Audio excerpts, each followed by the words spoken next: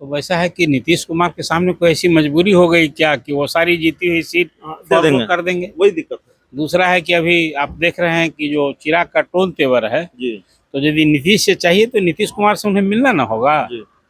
ये कहीं एक टेबल पर बात हो कि सब काम बीजेपी उनके लिए करेगी और चिराग ने, ठीक है अपना इशू है बिहारी फर्स्ट, जो उनका नारा है वो करें, ठीक है वो, लेकिन आज की तारीख में जब इस फोल्ड में आ गए हैं तो कहीं ना कहीं उन्हें भी तो सीट फायर करना ना होगा। तीन जो बात आपने की, गोपालगंज सीट रिजर्व सीट है, उसमें अभी जदयू के वहाँ सिटिंग एमएलए हैं, अब फिर वो सीट चाहिए तो फिर वही बात आपसे कही मैं, जहानाबाद की सीट है, 15 मार्च तक सब कुछ क्लियर हो जाएगा कौन सीट किसको चाहिए। ये बात तय है। फिर मैं आपसे कई बार ये कह चुका हूँ कि इस बार बीजेपी जदयू से 1-2 सीट अधिक लड़ना तय है कि वो लड़ेगी। कुछ जो सीट 16 सीट की दावेदारी जो जदयू की ओर से थी, 16 जीती हुई सीट है, मुझे लगता है कि 1-2 सीट उन्हें त्याग करना पड़ सकता है।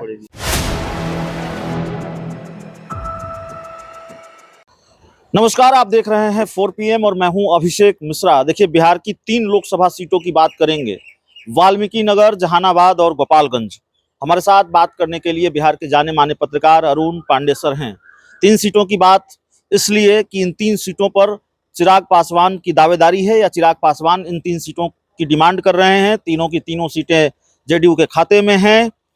मामला अटका है या मामला सुलझ जाएगा, सीट शेयरिंग के मुहाने पर सब कुछ है। तो सर, सीट शेयरिंग का क्या होगा? अभी आपने अपनी भूमिका में 3 सीटों की गिनती कराई, सचमुच मांग रहे हैं क्या? ऐसी जानकारी तो है। तो जानकारी है तो कोई 3 सीट छोड़ भी रहे हैं क्या? ऐसा है कि पिछली बार जब रामविलास जी थे तो 6 सीट लोजपा लड़ी थी, 6 सीट पर जीत मिली। अब जैसा आप अभी सूचना दे रहे हैं, अपने श्रोताओं को बता रहे हैं कि चिराग को ये 3 सीट चाहिए, तो उसमें गोपालगंज चाहिए, उसमें वाल्मीकि नगर चाहिए, और तीसरी सीट कौन सी आपने बताई? जहानाबाद चाहिए। तो ये 3 सीट कोई छोड़ेंगे तभी ना 3 सीट होगा कि मैंने वो 6 के बाद 9 चाहते हैं लड़ना। पहले तो आप ये बता दीजिए, 3 सीट की जो बात आप कर रहे हैं, आप उस क्षेत्र की पृष्ठभूमि में बता सकता हूँ। रही बात कि अब तो जब नीतीश जी के साथ जो गठबंधन में है चिराग, मेरी तो जानकारी है कि 4 सीट उनको मिलने जा रहा है, ये इस पर सहमति हो गई। और फिर इसके बाद इस चुनाव के बाद कोई जो राज्यसभा की सीट कोई खाली होगी तो बीजेपी ने भरोसा दिलाया है, जैसे रामविलास जी को राज्यसभा में भेजा गया था वैसे उनकी मां जा सकती हैं। इस पर अभी मोटा मोटी बात सहमति बनी है, ये मेरी सूचना है। रही बात तो अभी आपने सारा मीडिया में मैं देख रहा हूँ कि चचा भतीजे में अभी द्वंद, चचा की उधर अलग दावेदारी। जहानाबाद पूर्व सांसद अरुण कुमार के लिए चाहते हैं, तो बात सर्वविदित है, सब लोग जानते हैं। गोपालगंज सीट से वो अपने परिवार के किसी सदस्य को चुनाव लड़ाना चाहते हैं, ऐसी चर्चा है। तो वैसा है कि नीतीश कुमार के सामने कोई ऐसी मजबूरी हो गई क्या कि वो सारी जीती हुई सीट कर देंगे, वही दिक्कत है। दूसरा है कि अभी आप देख रहे हैं कि जो चिराग का टोन तेवर है, तो यदि नीतीश से चाहिए तो नीतीश कुमार से उन्हें मिलना ना होगा। ये कहीं एक टेबल पर बात हो कि सब काम बीजेपी उनके लिए करेगी, और ऐसा तो नहीं होता है। सर, चर्चा यह भी है, आप ही बता पाएंगे बेहतर तरीके से, नीतीश कुमार बड़े नाराज बताए जा रहे हैं चिराग के भाषण से, उनके बयान से। नहीं, आप जो वो भाषण दे रहे हैं आज की तारीख में एनडीए में, जैसा भाषण अभी वैशाली में उन्होंने दिया, अब जब इस फोल्ड में है ऐसा भाषण आपको लगता है कि बहुत व्यवहारिक है? देखिए, आप जब साथ हैं तो उसकी बहुत कमी भी आपको आंख मूंदना पड़ेगा। ये एक रणनीति का हिस्सा होता है।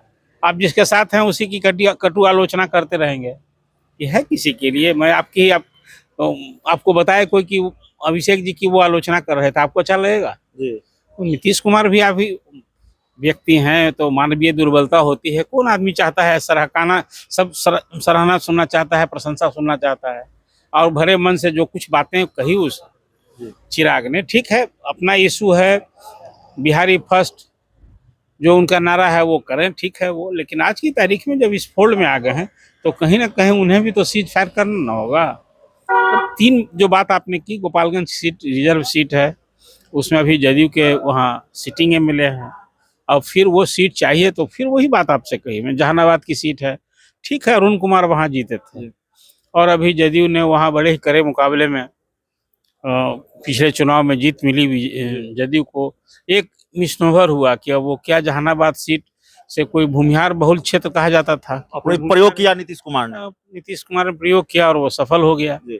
तो अब एक सवाल उठता है, जैसे अब यहाँ बिहार में चित्तौड़गढ़ कहा जाता है औरंगाबाद को, कि वो ठाकुरों का बाबू साहब की कंस्टिट्यूंसी है, लेकिन वहाँ पिछली बार उपेंद्र प्रसाद लड़े थे अच्छी खासी वोट हिंदुस्तानी आवाम मोर्चा से।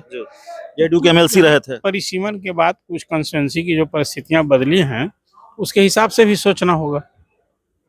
अब कुल मिला जुला कर देखिए, अब नीतीश जी आ गए हैं पटना, कल तो लौट आए यहाँ। दिल्ली में भाजपा के नेता के लोग बात कर रहे हैं, जेपी नड्डा हो या बिहार प्रभारी जो विनोद तावरे हैं, वो बात किए हैं, मंगल पांडे ने भी भेंट की है, तो लोग बात कर रहे हैं। और मुझे लगता है कि 15 मार्च तक सब कुछ क्लियर हो जाएगा, कौन सीट किसको चाहिए, ये बात तय है। फिर मैं आपसे कई बार ये कह चुका हूँ कि इस बार बीजेपी जदयू से 1-2 सीट अधिक लड़ना तय है कि वो लड़ेगी।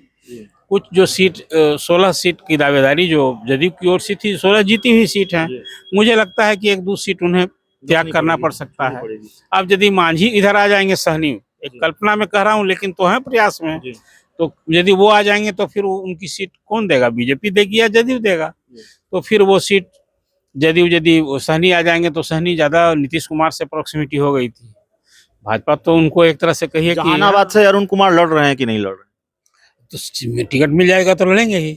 मिल रहा है कि नहीं जहानाबाद? अब वो कितना चिराग प्रयास कर रहे हैं, वो सब सवाल है कि चिराग को जो 4 सीट मिलनी है या 4+1 मिलना है, उसमें जहानाबाद सीट है कि नहीं। मेरी तो जानकारी है कि अरुण कुमार नवादा चाहते हैं लड़ना।